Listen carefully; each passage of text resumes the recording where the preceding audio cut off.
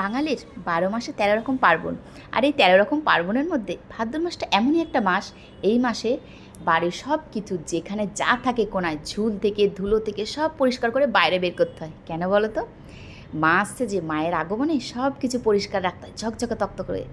এটাই তো একটা আমাদের বাঙালি বইয়ের নিয়ম, তাই না? গৃহবধূরা সব থেকে সব কাজে নিয়ম রাখতে হয়।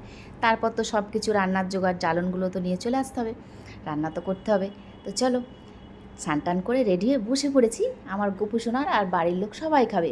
কী বানিয়ে নেবো? ডাল লাল লুচি। অনেক দিন খায় না, ভাবছি আজকে একটু গরম গরম ফুলো ফুলো ডাল লাল লুচি, তার সাথে ছোলার ডাল নারকেল দিয়ে ওফ জমে যাবে দুপুরটা। আজকে আর কোনো ভাত হবে না, আমাদের এই খাবারই খেয়ে থাকতে হবে সারাদিন। তো চলো, বানিয়ে নিয়েছি। তারপরে গোপুসোনাদের ভোগটা দিয়ে দেবো। আর দিদির ভিডিওটা কেমন হচ্ছে অবশ্যই একটা মনে করে সাবস্ক্রাইব করব। আমি তো জানি সবাই আমার পাশে আছো, আরও একটু পাশে থেকেও দিদিকে একটু হেল্প করো। এইভাবে যেন তোমাদের সহযোগিতা আমি এগিয়ে যেতে পারি। আর সবাই খুব ভালো থেকো কৃষ্ণের নাম নিয়ে। চলো, সব কিছু কমপ্লিট করে নিয়েছি। ছোলার ডালটা কিন্তু এখনও বাকি আছে। চলো, নারকেল দিয়ে ছোলার ডাল মানে দারুণ। আর তার সাথে একটু ফেলে দেবে ঘি, নামানোর আগে একটু ঘি, আর চিনিটা পরিমাণ মতো তো দিয়েই দেবে।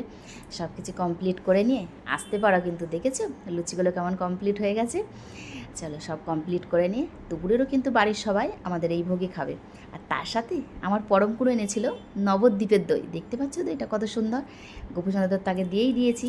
তারপর ওদের ভোগ প্রদান করেই আমি চলে যাব কোথায় বলো তো? আমার রান্নার কাছে। রান্নাটা আর দেখালাম না, ওটা বাকি থাকলো, পরে দেখাবো। দিদির ভিডিওটা মনে করে ভালো লাগলে অবশ্যই একটা সাবস্ক্রাইব করো। টাটা বাই বাই, সবাই খুব ভালো থেকো, শ্রীকৃষ্ণের নাম নিয়ে।